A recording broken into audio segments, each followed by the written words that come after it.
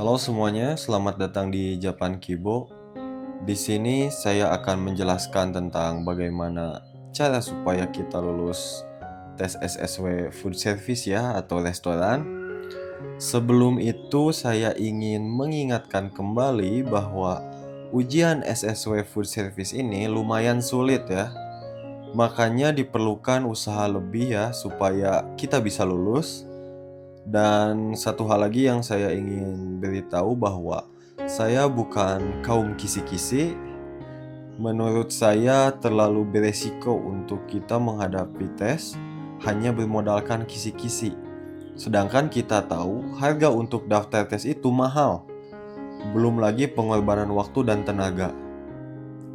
Kalau misal kalian tetap yakin bisa lulus hanya bermodalkan kisi-kisi saja, silahkan, semua pilihan ada di tangan kalian. Dengan membuat video ini, saya berharap banyak orang yang akan lulus dalam satu kali tes saja ya. Tips yang pertama, memperbanyak hafalan kotoba atau kosakata. Menghafal kotoba sangatlah penting, karena semakin banyak kita menghafal kotoba, semakin mudah juga buat kita memahami soal dan mengurangi resiko terkecoh oleh soal-soal jebakan. Kalian bisa buka modulnya lalu tulis sendiri kotoba yang menurut kalian penting untuk dihafal ya. Atau bisa juga nonton video kami yang berjudul Kotoba SSW Restoran.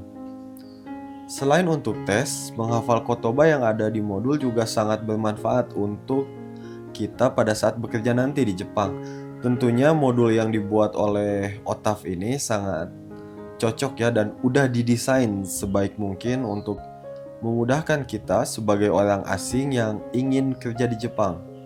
Nah, jadi memang ada banyak sekali manfaat dan dua di antaranya adalah untuk tes dan untuk kehidupan kita di Jepang ya. Tips yang kedua, memahami semua poin di setiap bab.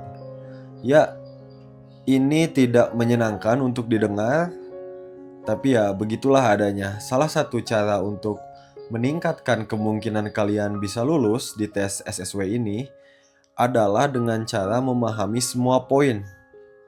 Kalian harus mencoba lebih detail dalam belajar dan berikut adalah contoh-contohnya.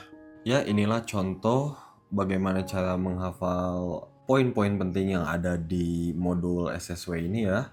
Yang ini tentang ojigi atau cara membungkuk orang Jepang, dan ini ojigi no shuru yang artinya jenis-jenis ojigi ya. Kalian harus menghafal nama-namanya seperti yang ini, Eshaku, nomor 2 Keirei, dan nomor 3 Sai Keirei. Bisa kalian lihat.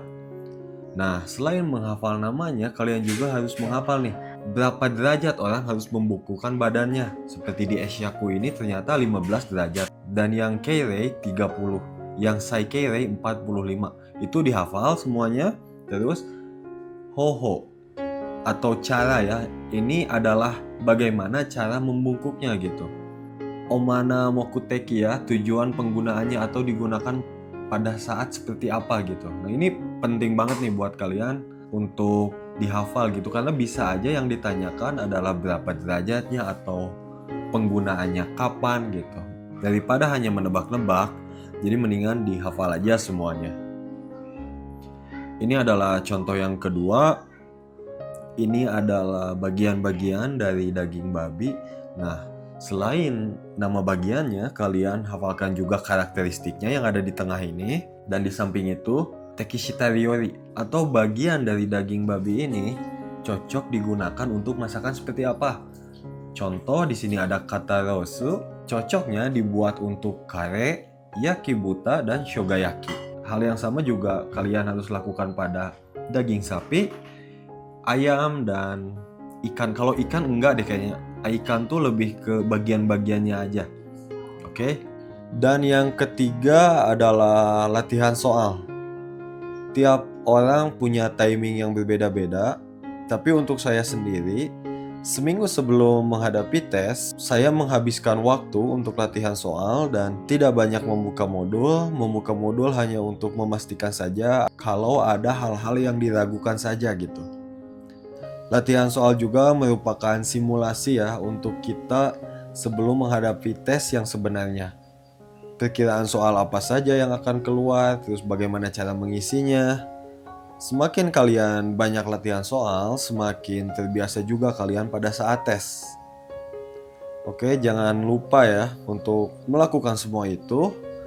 Dan jika 3 langkah di atas dilakukan dengan baik dan teliti, maka berdasarkan pengalaman saya, kemungkinan besar kalian akan lulus ujian SSW ini. Percayalah.